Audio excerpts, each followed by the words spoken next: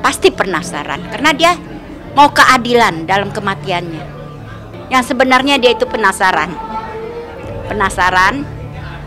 dia mau terungkap karena dia dalam keadaan kesakitan dan terjolimin. Bisa dia menghantuin yang membunuhin itu sehingga dia bunuh diri sendiri nanti jatuhnya. Dari awalnya itu kan memang dinyatakan 11 orang ya, yang ketangkepnya kan baru 8, 3 lagi memang belum. Itu sampai selesai sidang, sampai saat ini belum ada kabar beritanya yang 3 ini. Sampai 8 tahun ya? Iya.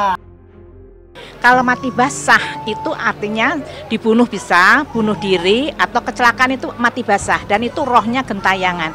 Kalau seperti Vina ini yang masuk merasuk ke temannya, jelas bisa mengungkap semua kejadian-kejadian apa yang terjadi pada dirinya. Makanya barangkali melalui film jalannya, siapa tahu kan diangkat lagi. Dan sekarang beritanya kan memang katanya Polda sudah bergerak tuh. Nah, keluarga sedikit senang, bahagialah. Jadi memang kita belum menemukan jejak digital maupun keterangan secara rinci daripada pelaku lain, sehingga kita memang selama ini ada kendala di situ kita. Arwah atau bisa disebut jiwa sebenarnya sebuah energi. Nah, ada terkadang arwah yang memang walau sudah meninggal secara fisik tapi jiwanya masih di dunia. Nah, itu biasanya arwah-arwah yang meninggalnya tidak wajar. Jadi sebuah roh atau sebuah jiwa sebenarnya kan yang sudah meninggal itu fisiknya doang. Nah, si roh ini sebuah energi, pasti bisa. Kasus kematian Vina, gadis asal Cirebon yang tewas secara mengenaskan akibat diperkosa dan dibunuh geng motor, kembali viral usai kisahnya diangkat menjadi sebuah film. Meski sudah 8 tahun berlalu, kasus kematian Vina belum tuntas, lantaran masih ada 3 pelaku yang masih berkeliaran bebas. Keluarga mengungkap fakta bahwa arwah Vina masih tidak tenang hingga merasuki sahabat dekat Vina dan sempat meminta tolong agar kasus kematiannya dapat dituntaskan. Salah satu ahli spiritual mengungkap, roh yang meninggal secara tidak wajar bisa saja terus berkeliaran, bahkan bisa mengganggu pelaku pembunuhan, bahkan si pelaku bisa saja bunuh diri karena terus dihantui oleh si korban. Nah, kalau kasus Vina itu sebenarnya kalau dipertanyakan apakah sebuah arwah bisa kayak memberitahukan kepada orang lain siapa pembunuhnya, itu bisa-bisa aja Mbak.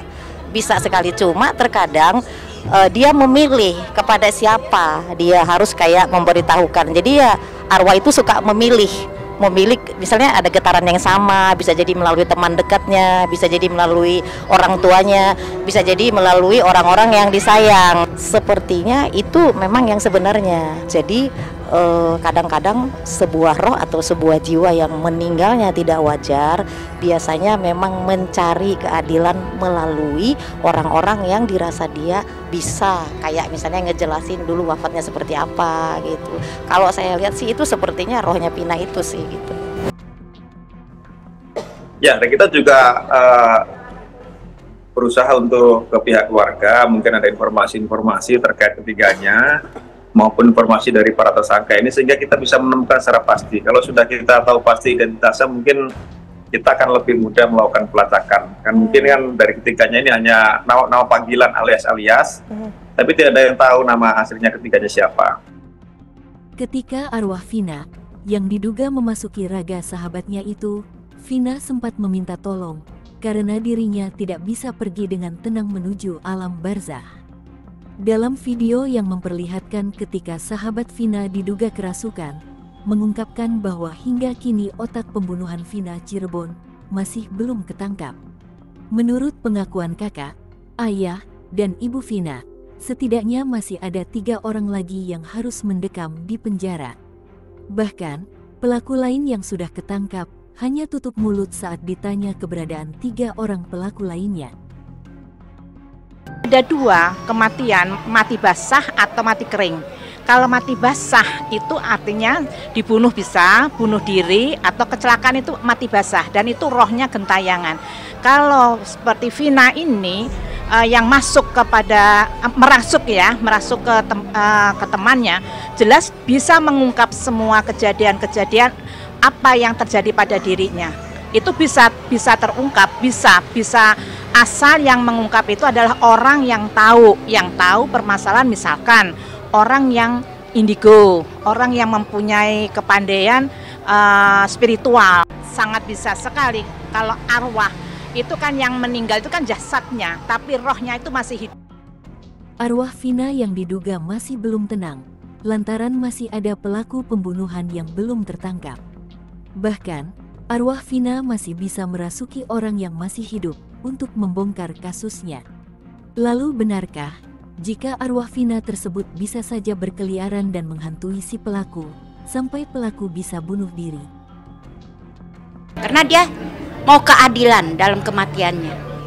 Yang sebenarnya dia itu penasaran, dia mau terungkap karena dia dalam keadaan kesakitan dan terjolimin. Bisa dia menghantuin yang membunuhin itu, sehingga dia bunuh diri sendiri nanti jatuhnya. Nongkrong di mana? Jalan-jalan dari Taman Sumber. Iya. Terus ada yang ngajar Egi dari belakang. Motornya jatuh. Terus Dede nggak tahu pingsan. Bangun-bangun mata Dede ditutup. Terus Dede lagi diperkosa, Mbak. Orangnya udah ketangkep. Masih belum semua, Mbak. Iya, belum semua. Ini lagi dicariin lagi, Dek. Yang kabur ke Jakarta, jangan lupa, Mbak. Itu otaknya, Mbak, itu. Kalau kita melihat awal mula kejadian, jadi kejadian berawal dari para pelaku ini, mereka minum mabuk, kemudian kedua korban ini lewat, dari mereka ini kemudian melemparkan batu kepada korban sehingga korban jatuh, kemudian dibawa ke sebuah lapangan, di sana mereka disiksa, kemudian juga yang korban perempuan sempat diperkosa. Nah, untuk menghilangkan jejaknya mereka membuang mereka ke sebuah jembatan di daerah Talun, yang seolah-olah dibuat seperti kecelakaan. Hingga kini, polisi akan terus melakukan berbagai upaya untuk menangkap para pelaku. Namun, tidak disebutkan target waktu ketiga buronan itu ditangkap. Polisi hanya mengatakan akan melakukan segala upaya agar seluruh pelaku yang masih buron cepat tertangkap. Ya betul, Rizky Putra itu merupakan anak dari perwira Polri. Ya. Sebenarnya terkait DPO ini kita sudah merilis lama semenjak kasus ini terungkap dulu. Jadi berdasarkan keterangan para pelaku memang ada 3 orang ini yang dulu ikut serta melakukan. Namun dari beberapa keterangan tersangka juga mereka mengenal sepintas terhadap 3 orang ini, sehingga kita untuk mendalami perlu banyak informasi lagi ya, sehingga kita bisa menangkap 3-nya. Kabur ke Jakarta 2 orang. Kabur ke Jakarta 2 orang. Iya. 2 orang itu nggak ada yang kenal, Dek? Enggak. Berapa orang yang anuin Dede tuh? 12 orang. Tangan Dede dipukul pakai balok gede. Dipukul dengan Vina patah. Bukan diseret pakai motor, dipukul tangan Vina.